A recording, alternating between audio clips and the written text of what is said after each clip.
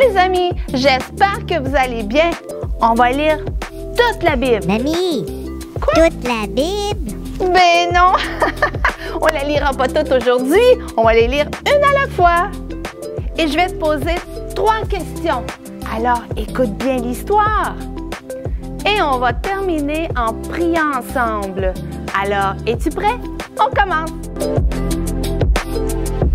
Allô, ça va bien? Je suis vraiment contente de te revoir aujourd'hui. Je suis prête pour ma prochaine histoire. Est-ce que tu es prêt? Oui, on commence.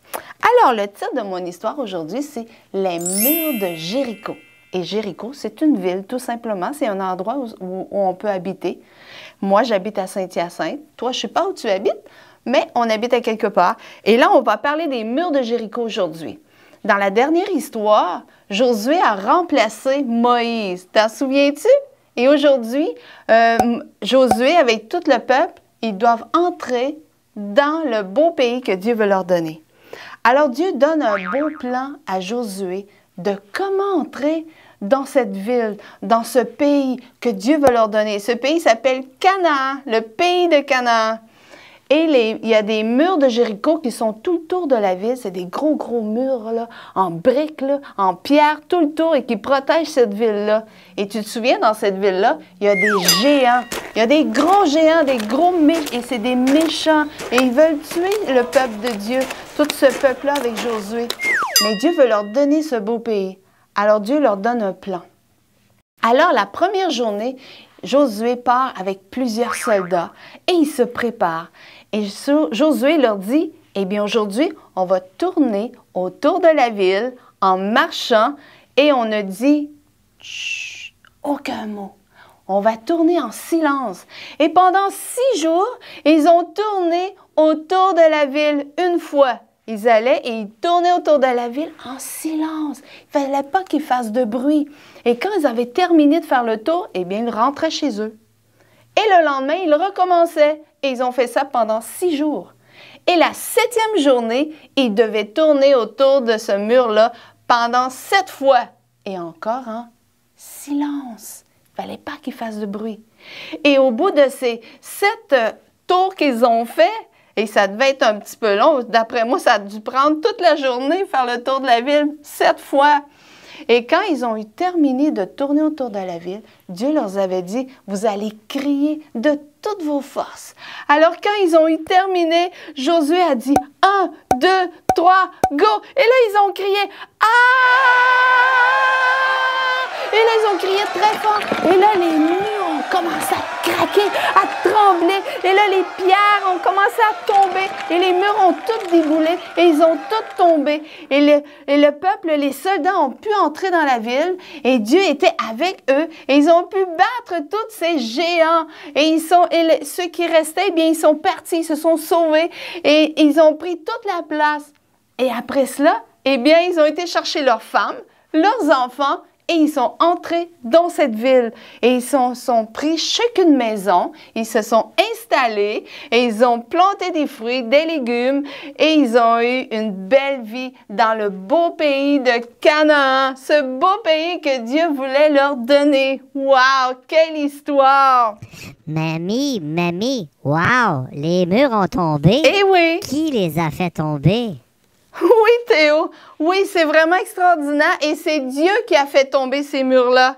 Eh oui, moi oui, c'est Dieu qui a fait tomber les murs. C'est pas parce qu'ils ont crié, c'est simplement parce qu'ils ont obéi à Dieu. Dieu avait dit, avait une stratégie, il y avait un plan. Il dit, si vous faites ce que je vous demande, eh bien, je vais agir puissamment. Et on appelle ça un miracle.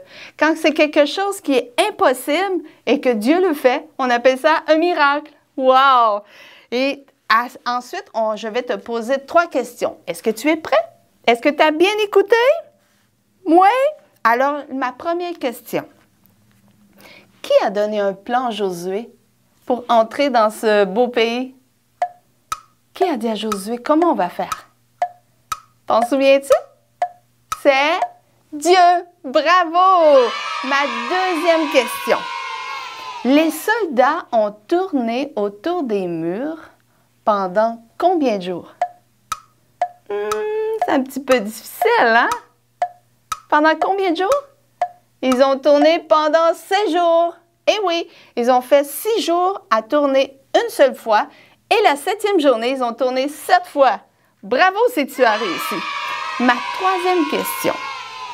Qu'est-ce que les soldats ont fait pour que les murs tombent? Qu'est-ce qu'ils ont fait? Ils ont crié! Ouais, bravo! Tu as bien réussi à répondre à mes questions. Maintenant, on va prendre un petit temps dans la prière.